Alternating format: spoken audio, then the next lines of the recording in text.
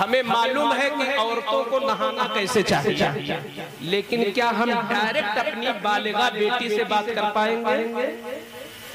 کیا ہم اپنی بچی سے کہہ پائیں گے کہ بیٹا وہ جو خون نکلتا ہے اس خون کے 6 رنگ ہوتے ہیں، ایک کبھی سرخ ہوگا، کبھی ہرا ہوگا، کبھی کالا ہوگا اور کبھی زرد ہوگا، کبھی مٹیالہ ہوگا، کبھی گدلا ہوگا، یہ جو 6 رنگ ہیں یہ سب کے سب حیض ہیں، یہ سب کے سب ماہواری ہیں، یہ سب کے سب پیریڈ ہیں، ان کا وقت یہ ہے کہ کم سے کم 3 دن رہے گا یا زیادہ سے زیادہ 10 دن رہے گا۔ اگر 3 دن سے کم میں بند ہو گیا تو سمجھو یہ بیماری کا خون تھا، 10 دن سے اوپر چلا گیا تو سمجھو یہ بیماری کا خون تھا، اس میں نماز نہیں چھوڑنا رہے گا، نماز اس والے خون میں چھٹے گی۔ نماز معاف جو ہے وہ پیریڈ والے خون میں ہے، بیماری والے خون میں نماز معاف نہیں ہے۔ یہ مسئلہ کیا ایک غیرت مند آدمی اپنی بیٹی کو بتا پائے گا؟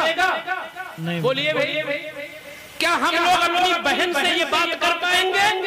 نہیں کر پائیں گے کہ یہ جو خون نکلتا ہے اس کا رنگ یہ ہوتا ہے، کب نماز معاف ہے کب نماز معاف نہیں ہے، اور کتنے دن میں تم نہانے کے بعد نماز پڑھ سکتی ہو، کب تمہارا شوہر تم سے صحبت کر سکتا ہے۔ یہ مسئلے ایک باپ اپنی بیٹی کو نہیں بتائے گا، ایک بھائی اپنے بہن کو نہیں بتائے گا، ایک بیٹا اپنی ماں کو نہیں بتائے گا، تو عورتوں کے یہ مسئلے بتائے گا تو کون بتائے گا؟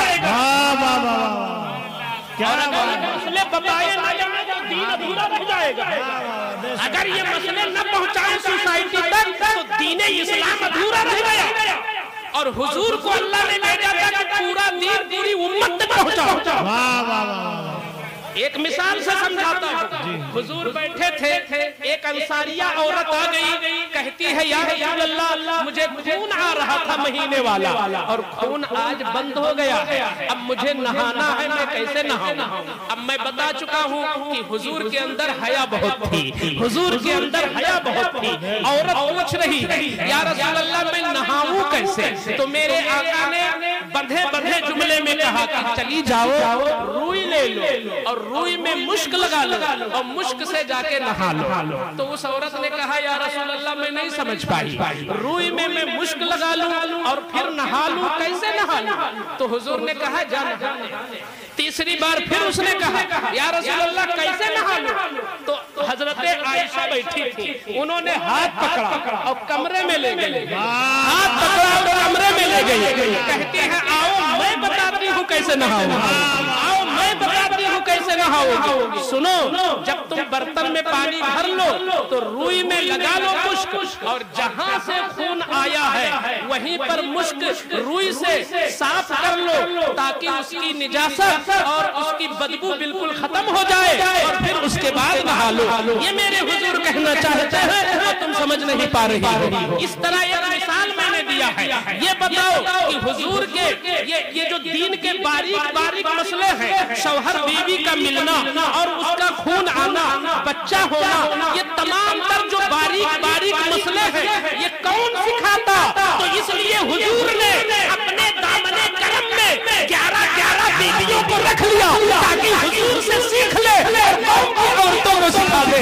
جب خدیجہ کا انتقال ہو گیا تو عائشہ سکھا رہی ہے، عائشہ چلے گی تو ام حبیبہ سکھا رہی ہے، ام حبیبہ چلی گئی تو میمونہ سکھا رہی ہے، میمونہ چلی گئی تو حضرت سودا سکھا رہی ہے، حضرت سودا چلی گئی تو حضرت ام سلمہ سکھا رہی ہے۔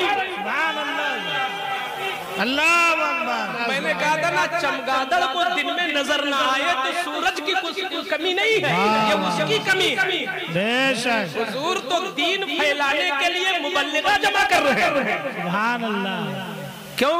اس لیے کہ ایک شوہر اپنی بیوی کو جو چیزیں سکھا سکتا ہے کسی اور کو نہیں سکھا سکتا۔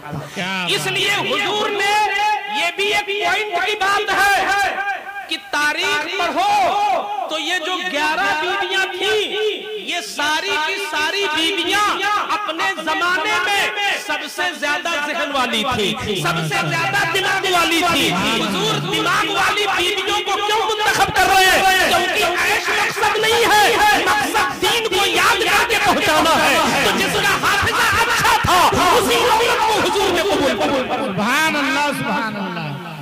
बेशक ये जो हजरत आयशा को लेकर के ये आवाज उठाते हैं नाहनजाद, जी जी हजरत आयशा कम उम्र तो थी, जी हाँ मगर उनका दिमाग इतना आला था, इतना आला था कि हदीस में आया है, खुद हुजूर ने फरमाया कि आधा दीन तो मेरी आयशा से आ गया। वाह वाह वाह सुभान बहुत दिमाग था, बहुत दिमाग हजरत। तो ये सब जिनको कुछ नजर नहीं आता वो कुंवारी या वो सब मैटर नहीं था, मैटर था उनके दिमाग का। और हुजूर हिकमत वाले थे, उनकी हर शादी में और भी हिकमत है। मसलन एक हिकमत है गुलामों को नवाजना। क्या मतलब? हजरत सिद्दीक अकबर ने बड़ी कुर्बानी दी थी। हजरत सिद्दीक अकबर ने हिजरत की रात में कितनी परेशानी उठाई सब लोग जानते हैं कि गारे सौर में अपना अंगूठा रख दिया और सांप काटता रहा मगर हुजूर की नींद में फर्क ना आए। यहाँ तक कि जब वो ईमान लाए तो दुश्मनों ने इतना मारा कि कई घंटे बेहोश रहे अबू बकर। और जब होश आया तो लोगों ने कहा अबू बकर पानी पी लो। कहते हैं पानी हटाओ, पहले ये बताओ मेरे हुजूर कैसे हैं। पानी हटाओ, पहले बताओ मेरे हुजूर कैसे हैं।